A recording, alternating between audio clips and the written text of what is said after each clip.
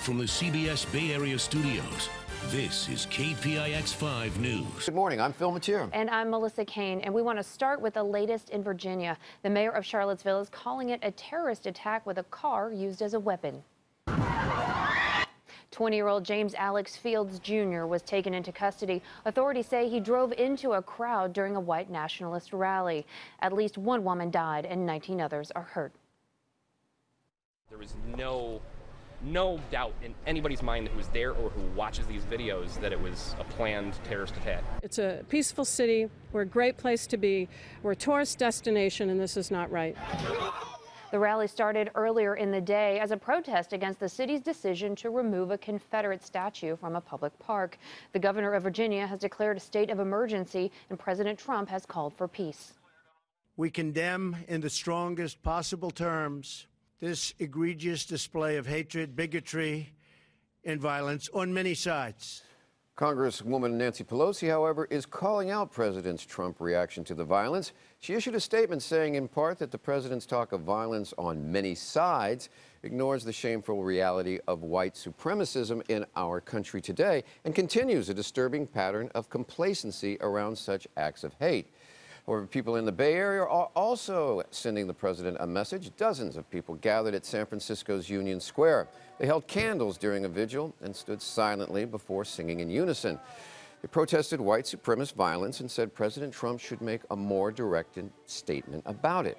What are you going to do when hate comes to the Bay? Stand up, fight back! They chanted, Black Lives Matter! Black Lives Matter! And carried signs. I can't believe we are still protesting Nazis. To show support for the counter-protesters at deadly white nationalist rally in Charlottesville. Because people were injured counter-protesting, I'm here to stand in solidarity with all the people here in the East Bay and in Oakland. The peaceful protesters then marched to Lake Merritt. All with one goal. Solidarity! To send a message to Washington and the White House. It is not okay. What is happening right now is not okay. The suspected driver of the car has been charged with second-degree murder. President Trump is calling for peace. And we spoke to a man from San Jose who was in Charlottesville when tensions started to rise. We were standing on a corner when these protesters basically bumped into the wall of police. And there were a lot of weapons, I mean, big guns on both sides, and it was very dramatic. Savini's daughter is a med student at the University of Virginia, and he says his daughter was told that the university hospital canceled elective surgeries for the day in anticipation of helping those injured at the rally. Fire watch. Portions of Highway 128 in Napa County are now back open as firefighters gain ground in the Canyon fire. More than 114 acres have burned near Lake Berryessa since Friday. So far, the fire is at least 80% contained. Good news. Evacuation warnings, however, are still in effect for 3 areas near the flames. And in the South Bay, a 100-acre wildfire in Morgan Hill is now 70% contained. It started Friday afternoon near the Hale and Tilton Avenues. Investigators are still looking for the cause. And still no word on what caused this fire near Highway 101 in San Jose.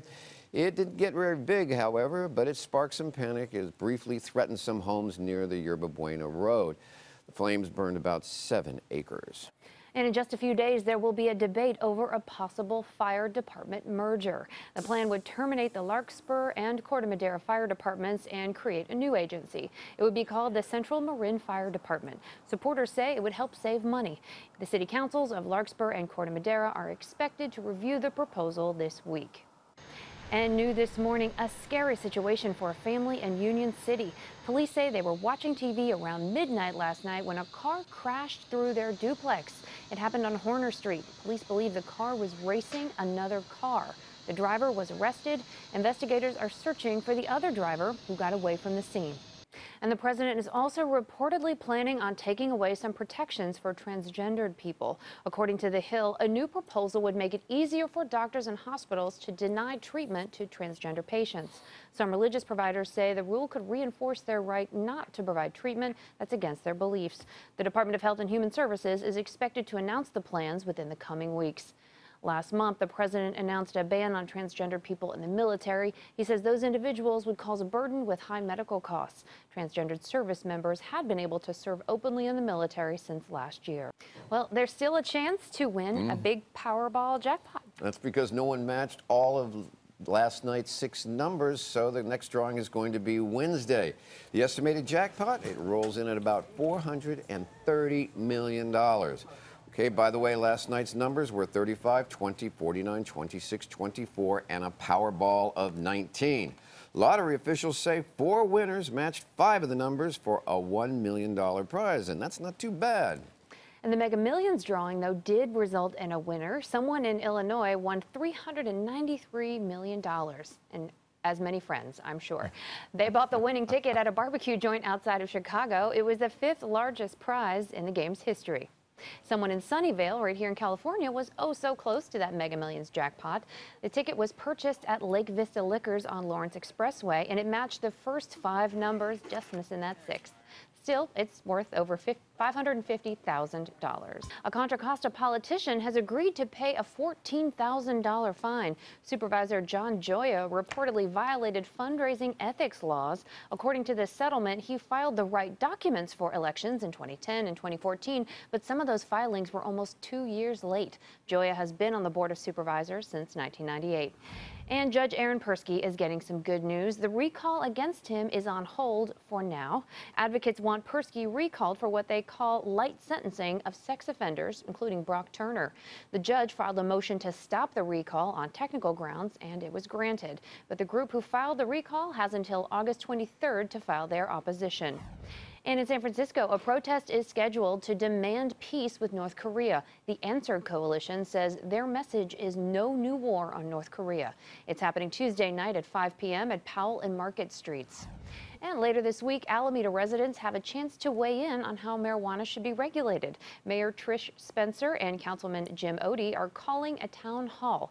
They want to put together an ordinance on cannabis for the council to review and possibly adopt by the fall. The meeting is set for August 20th. Tensions with North Korea. China's president is urging President Trump to ratchet down his rhetoric and not worsen the situation.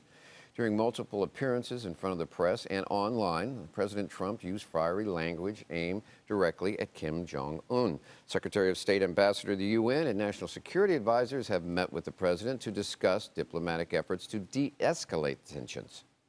I think what the president is doing is trying to support our efforts by ensuring North Korea understands what the stakes are.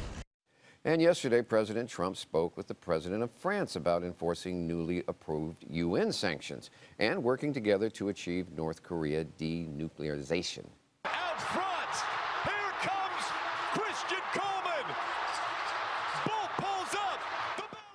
Usain Bolt's final race of his career did not go as planned. He fell down in the final seconds at the IAAF World Championships in London yesterday. He got a cramp in his hamstring. His teammates say it happens, but they have no doubt that he'll be remembered as a champion. And the Oakland Raiders also had a disappointing finish in their first preseason game. That's right. They lost on the road to the Arizona Cardinals. The final score, 20-10. Now, the next game is at the Oakland Coliseum against the Los Angeles Rams. That ought to be interesting. Kickoff is at 7 p.m. next Saturday. All right, but Raiders running back Marshawn Lynch is taking a seat. He's decided not to stand during the national anthem last night, but he told Coach Jack Del Rio that he's been actually sitting for the anthem for 11 years, but didn't give a reason for it or why nobody paid attention. Remember that last season, former 49ers quarterback Colin Kaepernick kneeled during the anthem and set off a national discussion. He did it to protest police injustice.